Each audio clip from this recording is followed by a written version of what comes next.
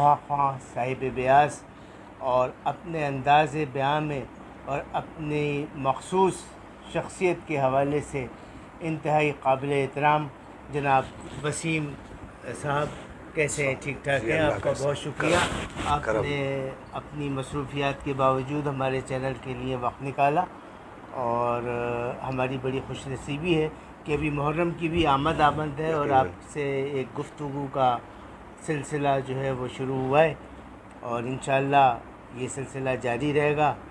آپ کے کئی مشہور نوحے انشاءاللہ وہ بھی اپنے چینل پر اپنے ناظرین کی خدمت میں پیش کریں گے۔ ضرور لیکن انشاءاللہ۔ آج جو ہے وہ ہم ابتدا کرتے ہیں اس سوال سے کہ ماشاءاللہ آپ کو 47 سال سے زیادہ، تقریباً آپ نصف صدی کہہ لیں کہ آپ کی نوحہ خوانی پہ محیط ہے، اور یہ اس کی ابتدا کیسے ہوئی، کہاں سے ہوئی، اور بچپن سے شوق تھا یا گھر کا ماحول کچھ ایسا تھا کہ جس کی وجہ سے آپ کی اس جانب رغبت ہوئی؟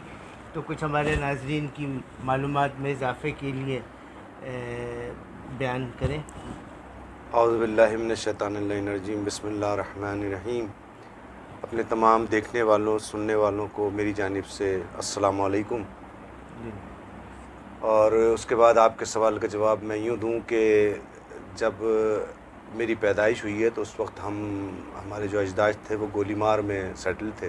کراچی کا علاقہ، جی، گولی کراچی کا مار، ایک علاقہ ہے گل بہار جو اس کا پرانا نام تھا، اور اس کو کئی حوالوں سے جانا جاتا ہے۔ جی جی تو وہاں ہم مقیم تھے، اور میرے استاد محترم جناب سید آفاق حسین رضوی صاحب، پروردگار ان کو لاکھوں سال کی زندگی دے، ان کا آمین سایہ ہمارے سروں پر سلامت رکھے، آمین۔ وہ بالکل ہمارے گھر کے سامنے رہا کرتے تھے۔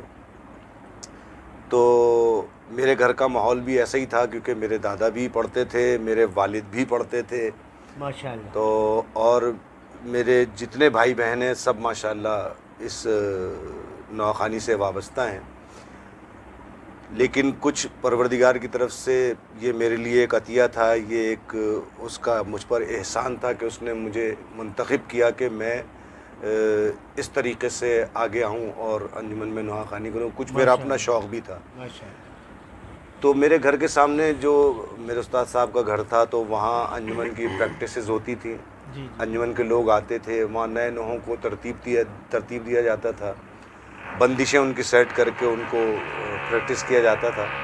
تو میری عادت یہ تھی کہ میں اپنے گھر سے نکلتا تھا اور وہاں جا کے صرف بیٹھ جایا کرتا تھا، سنا کرتا تھا ان کو کہ وہ کیا کیسے پڑھ رہے ہیں، کیا کر رہے ہیں۔ جی جی تو میرے شوق کو دیکھتے ہوئے میرے استاد نے مجھ سے ایک دن کہا کہ بھئی اگر تمہیں شوق ہے تم پڑھا کرو۔ جی جی تو میں نے، میرے بڑے بھائی نے، اور آفاق صاحب کے یعنی میرا کزن جعفر حسین رضوی جب اس دنیا میں نہیں ہے، اللہ تو ان کے درجات بلند یقیناً فرمائے۔ ہم نے پڑھنا شروع کیا۔ تو اس کے بعد ہوا یہ کہ میرا شوق کچھ ایسا تھا جنون کی حد تک کہ میں یہ کہتا تھا کہ نہیں، مجھے بس پڑھنا ہے، کسی بھی صورت سے مجھے پڑھنا ہے، جانا ہے مجھے۔ ٹھیک ہے۔ تو وہ دونوں تو پیچھے رہ گئے، مطلب جعفر کے ساتھ تو اس کی زندگی نہیں، وفا نہیں کی، پروردگار اس کو غریق رحمت کرے۔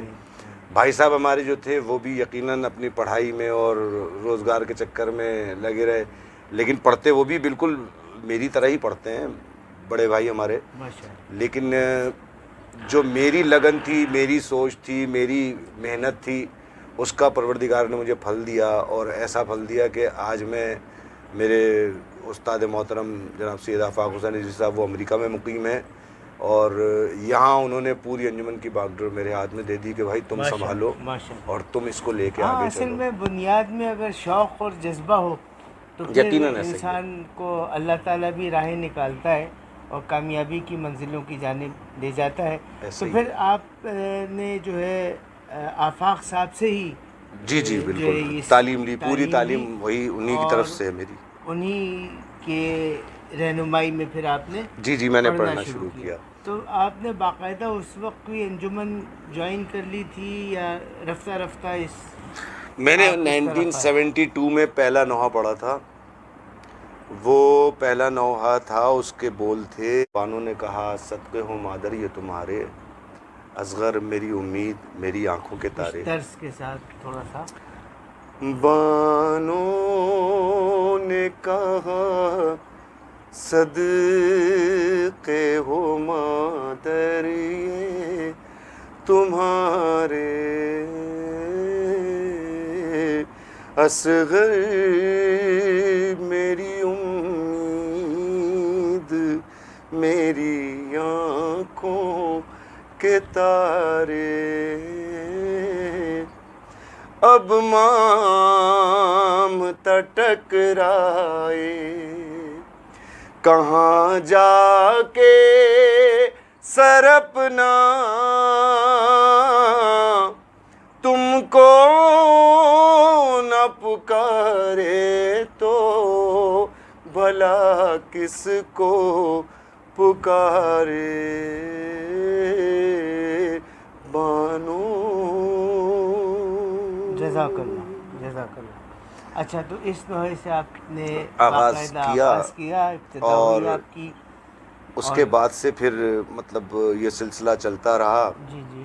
پھر تھوڑی سی کہتے ہیں نا کہ آپ کا شوق جو ہے وہ خود آپ کو آگے لے کے جاتا ہے. بے شک.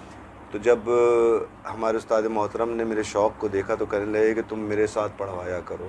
اوہ ماشاء اللہ، یہ ایک رتبہ آپ کو. جی تو آپ یقین کیجئے کہ وہ رات اور وہ دن جس دن انہوں نے مجھ سے یہ کہا تھا کہ تم میرے ساتھ پڑھوایا کرو، میری خوشی کا کوئی ٹھکانہ نہیں تھا.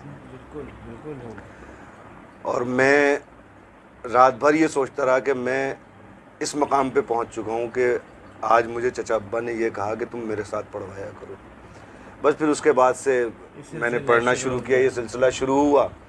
پھر رفتہ رفتہ کچھ لوگ ہم سے بچھڑتے گئے، کچھ لوگ مزید آتے گئے اس انجمن میں. تو وہ بیاض جو دوسرے لوگ پکڑا کرتے تھے وہ ایک دن ایسا آیا کہ وہ بیاض بھی میرے ہاتھ میں آ گئی. صاحب بیاض ہو گئے. تو آفاق صاحب نے مجھ سے کہا کہ جی یہ بیاض اب تم پکڑو گے. اور پھر وقت وہ بھی آیا کہ وہ بیاض کے ساتھ وہ انجمن کا پورا بستہ بھی وہ میرے حوالے کر دیا گیا کہ اب یہ بستہ بھی تمہارے پاس ہی ہے اور تم ہی نوحے لکھو گے بھی، نوحے شاعروں سے لاؤ گے بھی، اور مجھے بتاؤ گے بھی کہ کون سی بیاض میں کون سا نوحہ لکھا ہے.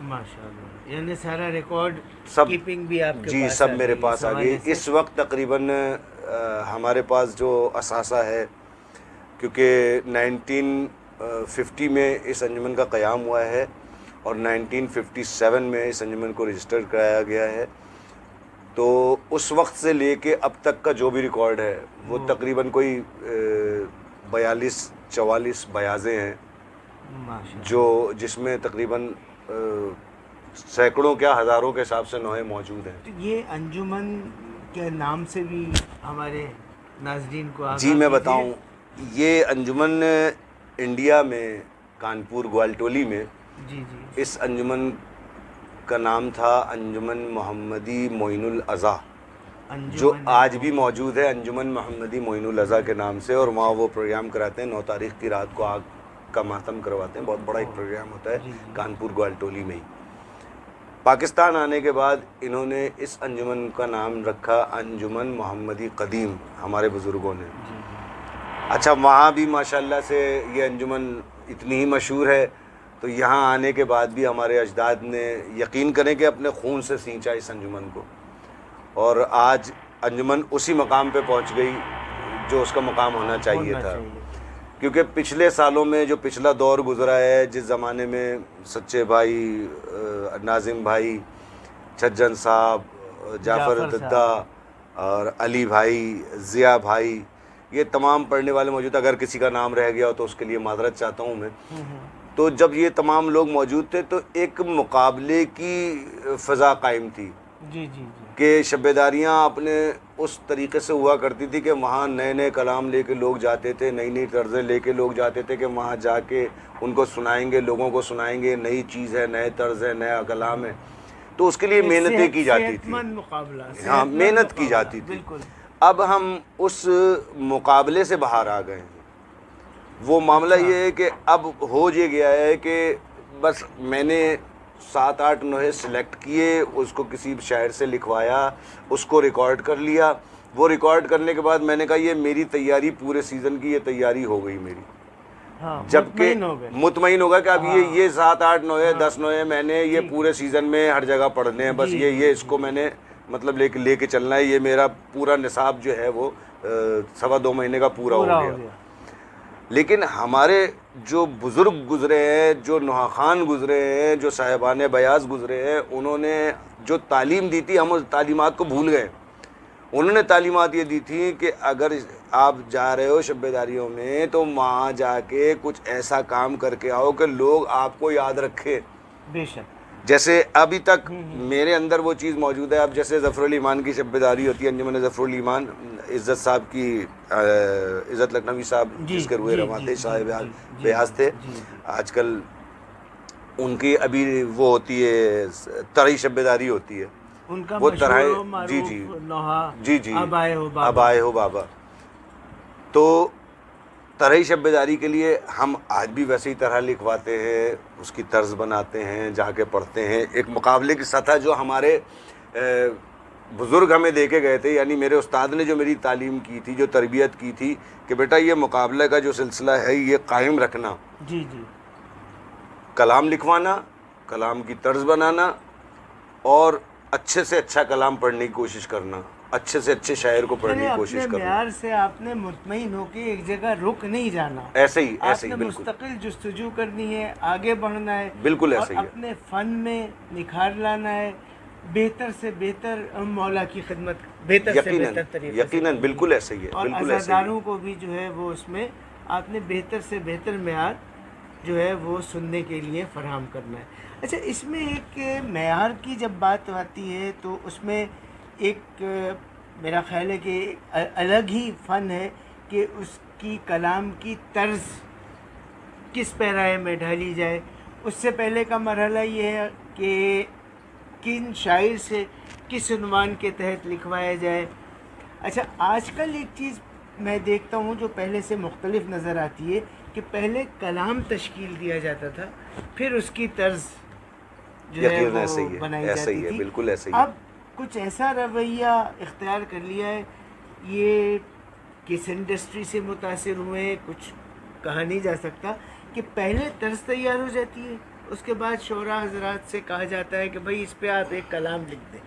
تو آپ کے خیال میں کون سا طریقہ زیادہ مناسب ہے, پہلے کلام؟ دیکھیے, جو میری آپ کی قطع کلامی, جو میری تربیت ہے, جو میری مطلب تعلیمات ہیں جو میرے بزرگوں نے مجھے دی ہیں, جو میرے استاد نے مجھے دی ہیں, میرے استاد کا کہنا یہ ہے کہ مصرع کوئی بھی ہو وہ خود بتاتا ہے کہ میری طرز کیا ہونا چاہیے. واہ, یہ ہمارے استاد نے ہمیں سکھایا ہے کہ مصرع خود بتاتا ہے کہ اس کی طرز کیا ہونا چاہیے.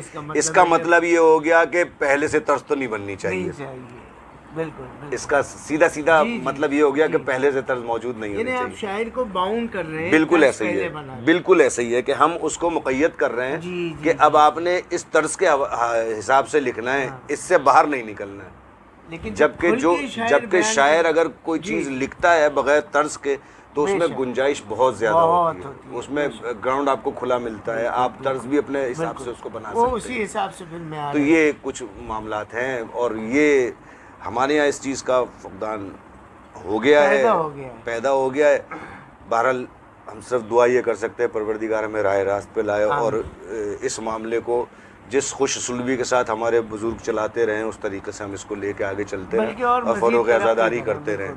بالکل ایسے ہی ہے. ایک چیز اس میں یہ ہے کہ شعراء حضرات آپ کو انتخاب بھی کرنا پڑتا ہوگا کہ کون سا کلام میں کس شاعر سے کس حوالے سے. بالکل ایسا ہی ہے, اور پھر ان سے ٹائم لینا, ان سے ٹائم مینیج کرنا, پھر اس کلام کو سننا, تو میرا خیال ہے پھر کافی ڈسکشن چلتا ہوگا کلام. دیکھیے, ہمارا اصل میں خاصہ یہ رہا ہے جناب آفاق حسین صاحب کا, محمدی قدیم کا, کہ انہوں نے بڑا چوزی ہو کر مطلب شعراء کے کلام پڑھے, جس میں ساحر فیض آبادی صاحب ہو گئے, جس میں محشر لکھنوی صاحب ہو گئے, جس میں ریحان اعظمی صاحب ہو گئے, جس میں استاد الشعراء گوہر جارچوی صاحب ہو گئے, جس میں باقر کاظمی صاحب ہو گئے, جس میں محسن اعظم گڑھی صاحب ہو گئے.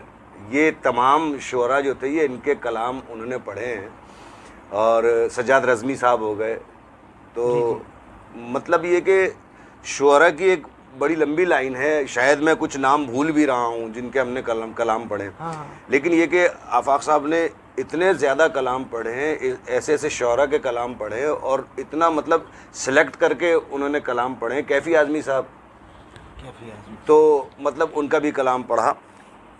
معاملہ یہ ہے کہ اب جو اس وقت کی جو پریزنٹ پوزیشن ہے کراچی میں شعراء کی, اس میں چند ایک نام رہ جاتے ہیں جس میں مطلب آپ جائیں اور ان سے کلام کہلوائیں, کیونکہ میرے حساب سے میں نہ کسی کی برائی کر رہا ہوں نہ کوئی ایسی بات کر رہا ہوں, لیکن یہ کہ جو شاعری کا معیار ہے وہ ذرا پست ہو گیا ہے, کیونکہ ہمارے یہاں سماعتیں بھی اتنی بلند نہیں رہی ہیں, اب سماعتیں بھی پست ہو گئی ہیں تو شاعری کا معیار بھی پست ہو گیا ہے. اصل میں پروفیشنلزم اب زیادہ نظر آنے بیسیکلی یہی بات ہے, اور شاید اس کے بیک گراؤنڈ میں ہماری اکنامیکل حالات ہیں کہ روزگار, اور ہر شخص جو ہے وہ پہلے روزگار کو ترجیح دیتا ہے. یقیناً ایسا ہی ہے. اور پروفیشنلزم اور کمرشلزم میں بھی کچھ فرق ہوتا ہے جو میرا خیال ہے کہ رہنا چاہیے, بالکل رہنا چاہیے, لیکن وہ بھی اب کم ہوتا چلا جا رہا ہے, ختم ہو گیا ہے. بہت گیپ نہیں رہا ہے اس میں, بلکہ وہ ختم ہو گیا ہے. اب تمام چیزیں کمرشلائز ہو گئی ہیں. مجھے اگر کوئی کلام لینا ہے, کسی سے میں کلام لینے جاؤں گا تو مجھے اس کے لیے تقریباً 2 ہفتے چاہیے کہ میں اس کے پاس چکر لگاتا رہوں, تب مجھے کلام ملے گا. میں اگر مجھے مطلب یہ چاہتا ہوں میں کہ یار میں کہیں ریکارڈنگ کرا لوں تو مجھے اس کے لیے بھاگ دوڑ کرنی پڑے گی, مجھے ریکارڈنگ کرانے کے لیے اس کو ٹائم لینا پڑے گا, پھر مجھے کورس والوں کی منتیں کرنی پڑیں گی. اچھا یہ بھی اب ہاں, یہ بھی ایک سلسلہ چل نکلا ہے. اچھا, پھر اس میں ایسے بھی پڑھنے والے موجود ہیں جو کہتے ہیں کہ یار اس کی ضرورت نہیں ہے کیسٹ ویسٹ کی, ہم نہیں کراتے کیسٹ ویسٹ. لیکن کیونکہ میں نے جب نوحہ پڑھا, میرا شعرۂ آفاق نوحہ جو میری وجہ پہچان بھی ہے, انڈیا کا نوحہ تھا, وہ انجمن گروہ حسین کا پڑھا ہوا تھا, وہ میں نے پڑھا. باد حسین کس نے کہا میں یتیم ہوں, یہ تھوڑا سا ہمارے جی میں سناتا ہوں آپ کو. باد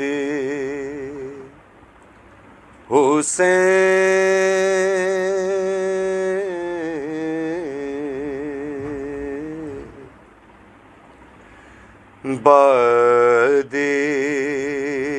حسین کس نے کہا میں یتیم ہوں,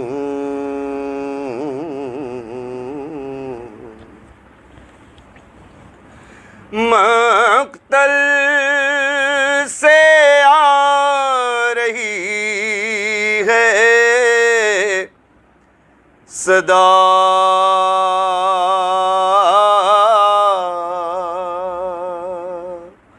میں یتیم ہوں, رو کر کہا سکینہ نے لاش حسین پر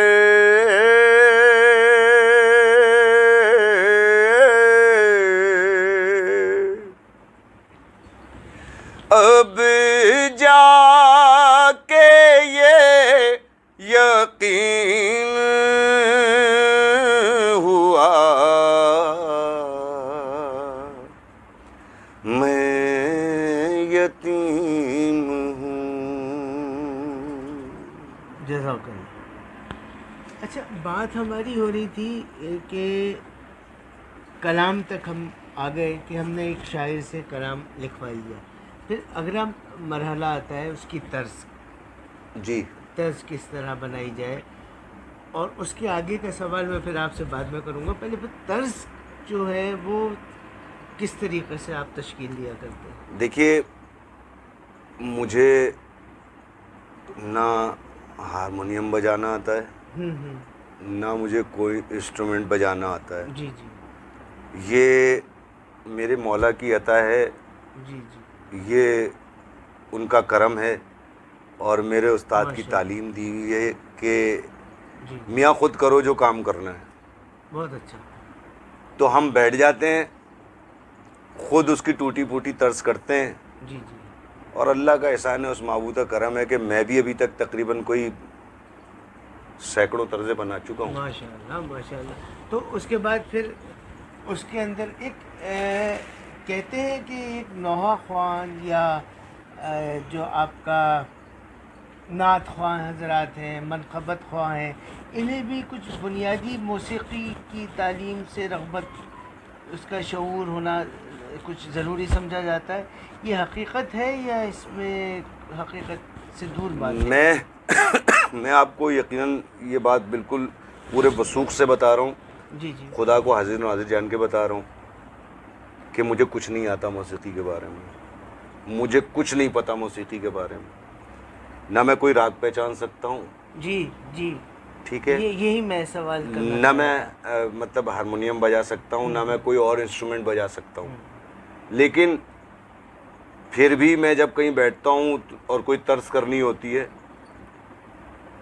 تو اللہ کا احسان ہے, اس معبود کا کرم ہے, محمد و آل محمد کا صدقہ ہے, ان کا کرم ہے مجھ پر, ان کی نظر کرم ہے مجھ پر. میں کیا کہوں بس کہ میں چیز بناتا ہوں اور مولا اس کو مطلب یہ کہ سن لیتے ہیں اور پسند بھی کرتے ہیں, اور مطلب یہ کہ میری پذیرائی بھی ملتی ہے اس سے. یہ ان کا کرم ہے. نہیں, آپ کی خیر مقبولیت تو ہم نے دیکھی اور آپ کی عزت بھی دیکھی, آپ کا احترام بھی دیکھا, اور ماشاءاللہ وقت کی پابندی بھی آپ کی یہ خود میں نے بھی دیکھی کہ وقت سے آپ کافی پہلے اپنے پوری انجمن کے ساتھ موجود ہوتے ہیں, اور جہاں بھی آپ کو کبھی دعوت دی گئی آپ معذرت نہیں کرتے, پہنچ جاتے ہیں, یہ بڑی بات ہے.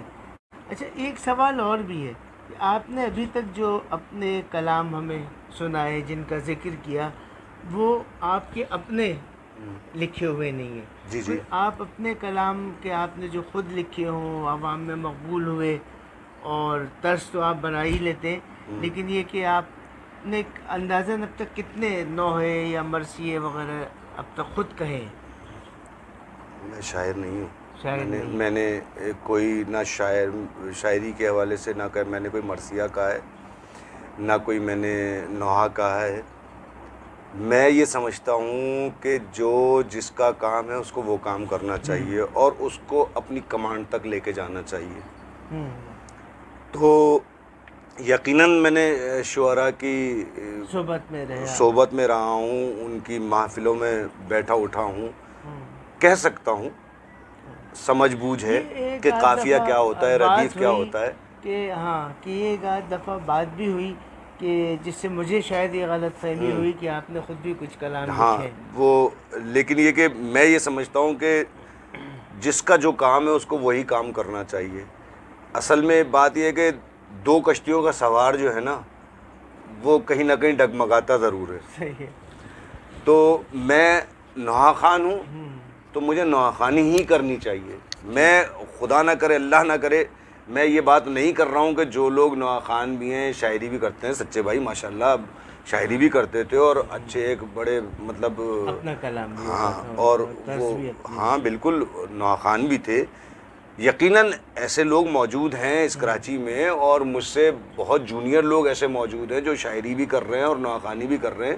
پروردگار نے آواز دی ہوئی ہے تو وہ نوحہ خانی بھی کر رہے ہیں اور شاعری بھی کر رہے ہیں. یہ یقیناً ایک ایڈیشنل ان کے پاس مطلب صلاحیت ہے, میں اس سے انکار نہیں کر رہا ہوں. لیکن میں یہ سمجھتا ہوں کہ جو کام جس کا ہے اس کو زیب دیتا ہے. جیسے شاعری میں اگر ریحان اعظمی صاحب کا نام ہے, یا شاعری میں ساحر فیض آبادی صاحب کا نام ہے, یا شاعری میں گوہر جاٹوی صاحب کا نام ہے, یا میشر لکھنوی صاحب کا نام ہے, تو یہ ان کے نام شاعری کی وجہ سے ہیں. آوازیں ان لوگوں کے پاس بھی ہیں. میشر بھائی خوبصورت لہن کے مالک ہیں, ریحان بھائی لہن میں پڑھتے رہے ہمیشہ, ٹھیک ہے. ساحر صاحب اور گوہر جاٹوی صاحب لہن میں نہیں پڑھتے تھے, لیکن یہ دو آدمی لہن میں پڑھتے تھے. تو کیا یہ نوحہ نہیں پڑھ سکتے تھے؟ بالکل پڑھ سکتے تھے, کیونکہ لکھتے بھی تھے تو خود بھی پڑھ سکتے تھے. لیکن ان کی جو مطلب وجہ شہرت ہے وہ ان کی شاعری ہے. تو میں اگر شاعری بھی شروع کر دوں تو شاعر تو میں ہوں گا، لیکن سچے بھائی کو آج تک کوئی شاعر نہیں کہتا. سچے بھائی کا نام جب بھی آتا ہے ان کی وجہ شہرت نوحہ خوانی ہے.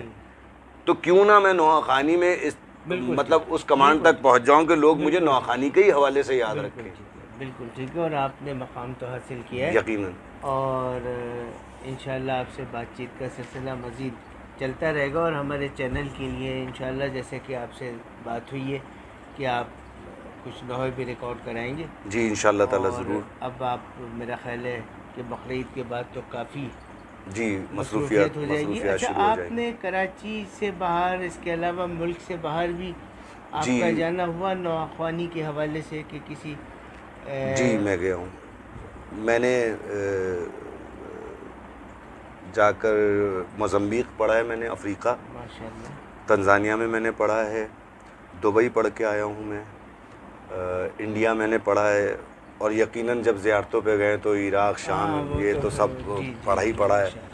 تو بہرحال یہ کہ مجھے تقریباً ہر سال انویٹیشن آتا ہے، یو کے سے بھی، کینیڈا سے بھی، امریکہ سے بھی.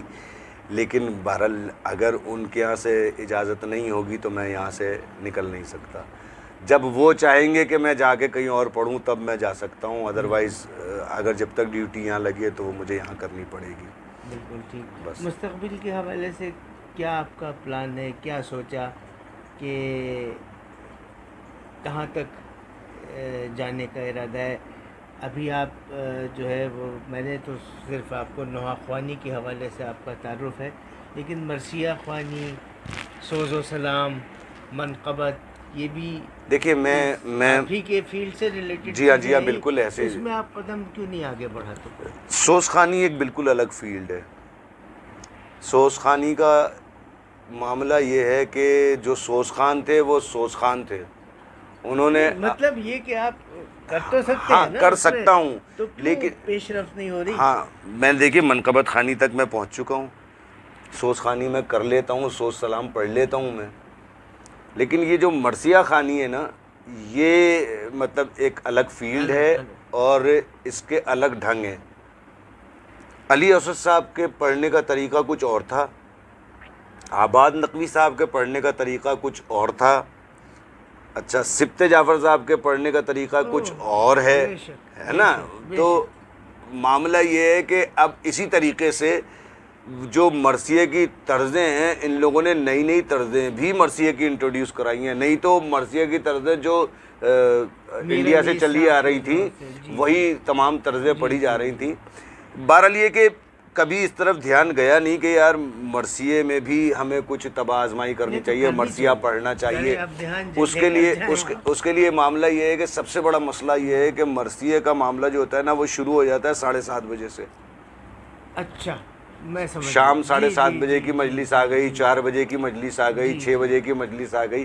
وہ مطلب مرثیہ جو ہے نا وہ حدیث قصہ کے بعد سب سے پہلا مطلب وہ سلسلہ ہوتا ہے کہ جو مجلس کو منظم کرتا ہے. مرثیہ مجلس کو منظم کرتا ہے. اس کے بعد سلام خان جو ہے وہ مجلس کو لوگوں کو آمادہ کرتا ہے کہ مجلس میں وہ سنیں مجلس کو. پھر جو ذاکر ہوتا ہے وہ لوگوں کو فضائل اہل بیت اور مصائب اہل بیت سنا کر وہ مجلس کا پورا ایک سلسلہ بنا دیتا ہے.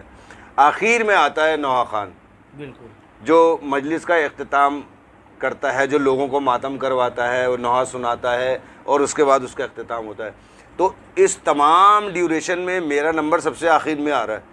اگر میرا نمبر سب سے پہلے آئے گا تو میری مصروفیات اور مزید بڑھ جائیں گی اور مزید مینیج کرنا میری مشکل ہو جائے گا. تو میں نے اس لیے اس نوحہ خوانی کو مطلب یہ کہ اپنے لیے سارا سب کچھ دین ایمان بنا لیا اور اپنا سب کچھ اس پہ لگا دیا. آپ نے ایک بات اور بھی کی تھی کہ جو جس کا کام ہے وہ اس کو اس پہ زیادہ فوکس بالکل ایسے ہی. ایک تھوڑا سا سوال ہے کہ اس میں ایسی کوئی بات نہیں ہے کہ ہم کسی کو کم یا کسی کو زیادہ کرنے کی بات کر رہے ہیں. سب کا اپنی جگہ ایک الگ مقام ہے، اپنا ایک مزاج ہے. آپ کو کون سے وہ شاعر ہیں کہ جن سے آپ سب سے زیادہ کمفرٹیبل آپ نے فیل کیا کہ ان سے اپنے کلام لکھوایا؟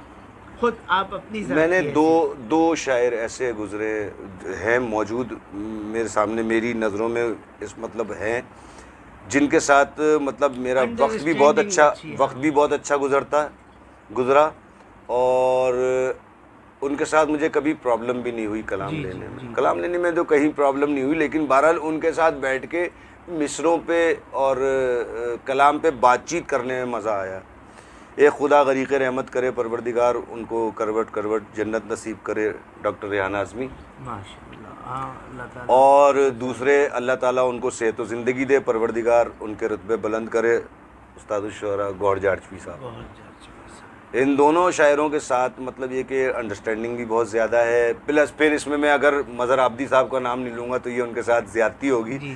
مظہر عابدی سے بھی میرے اپنے جو تعلقات ہیں وہ بہت زیادہ ہیں، اور اس قسم کے تعلقات ہیں کہ میں مظہر بھائی کو سوتے سے اٹھا کے بھی اپنا کام کروا لیتا ہوں. یہ ان کا مطلب مجھ سے ان کی محبت ہے، اور ان کا یہ احسان ہے مجھ پہ کہ وہ مجھے مطلب. ان سے میری ایک آدھی ملاقات ہوئی ہے، زیادہ تو نہیں. میں ایک میگزین میں ایڈیٹر تھا، تو ہم نے ان کا ایک انٹرویو بھی کنڈکٹ کیا تھا اس کے لیے. جی. اور اس کے بعد پھر کچھ ایسی مصروفیات بڑھیں کہ ان سے زیادہ ملاقات نہیں ہو پائی. انشاءاللہ ان سے بھی ملاقات ہوگی. اور دوسری چیز یہ ہے کہ آپ کو مظہر بھائی کا کوئی کلام جو آپ کو زیادہ پسند ہو، کچھ ہمارے ناظرین. مظہر بھائی نے اصل میں مظہر بھائی نے مجھے جو ہے وہ سلام لکھ کے دیے ہیں. منقبت کے حوالے سے جو ہے وہ مظہر بھائی نے ابھی تک مجھے منقبت کوئی میں نے ان سے نہیں لکھوائی ہے، اور پھر وہ زیادہ منقبت کی طرف زیادہ میرا رجحان بھی نہیں تھا. اب مطلب یہ کہ میں نے منقبتیں وغیرہ پڑھنی شروع کی ہیں. مظہر بھائی نے ہمیں کلام تو بہت سارے دیے ہمیں، لیکن وہ سب کے سب سلام ہیں ان کے. تو اچھا، ان کے لکھنے کا ڈھنگ جو ہے وہ بالکل الگ ہے. وہ مطلب حالات حاضرہ پہ زیادہ لکھتے ہیں. تو وہ ان کے کلام جو ہیں وہ بھی یقیناً ہمارے پاس کافی تعداد میں ہیں. پلس گوہر جارچوی صاحب کے کلام بہت تعداد کے ساتھ ہمارے پاس ہیں. ریحان اعظمی صاحب کے کلام ہیں. تو یہ سب شعراء جو ہے ہمارے پروردگار ان کو قائم و دائم رکھے اور اس سلسلے کو وہ آگے چلاتے رہے. تو یہ کہ یہ سلسلے انشاءاللہ تعالیٰ وہ مصرع ہے کہ ہم رہیں نہ رہیں، یہ سلسلے چلتے رہیں گے. بے شک چلتے رہیں گے، اور یہ کارواں چلتا رہے گا. اور عزاداری تو اب تا قیامت انشاءاللہ چلے ہی گی. بے شک چلے گی. آپ جیسے ہمدرد اور محنتی لوگ، اور جو جفاکش لوگ، اور جو جذبے کے ساتھ اور جوش کے ساتھ اور خلوص نیت کے ساتھ آگے آئے ہیں جیسے آپ، اسی طرح انشاءاللہ مزید آگے بھی آتے رہیں گے. ناظرین، آپ کی خدمت میں آج ہم نے ایک چھوٹا موٹا ہم نے صحیح کی کہ جناب وسیم صاحب سے آپ کا انٹرویو آپ کے سامنے کچھ ان کے حوالے سے انہی کی زبانی پیش کریں. اور جیسا کہ آپ جانتے ہیں، ہم اپنے سیلیبریٹیز کے لیے، اپنے لیجنڈز کے لیے جو ہے وہ یہی کوشش کرتے ہیں کہ ان کی اپنی زبانی ہم ان کے حالات اور ان کی جد و جہد آپ تک پہنچائیں. تو ہماری نوحہ خوانی کے لیجنڈ ہمارے سیلیبریٹی وسیم صاحب بھی ہیں، تو اسی لیے ہم آج ان کی خدمت میں حاضر ہوئے. اور دعا کیجئے کہ مزید ہم آپ کی خدمت میں اسی طرح اپنے لیجنڈز کے انٹرویوز پیش کرتے رہیں، جو ہمارے لیجنڈ ہونے کے باوجود اپنے آپ کو زیادہ شو آف نہیں کرتے، اپنے آپ کو کمرشلائز نہیں کرتے، اور خاموشی سے اپنی جد و جہد اور محنت جاری رکھتے ہیں. ایسے پرخلوص افراد کی تلاش میں چینل جناح کا احسان نکلتا ہے اور آپ کے سامنے ان کو لے کے آتا ہے.